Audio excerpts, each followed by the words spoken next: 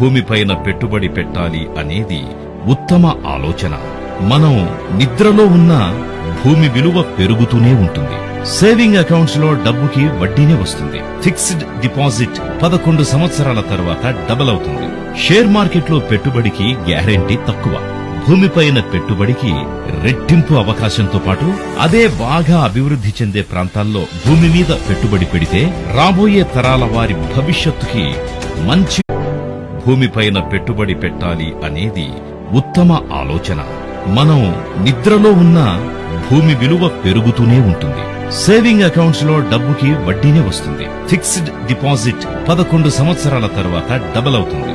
Share market లో పెట్టుబడికి guarantee తక్కువ.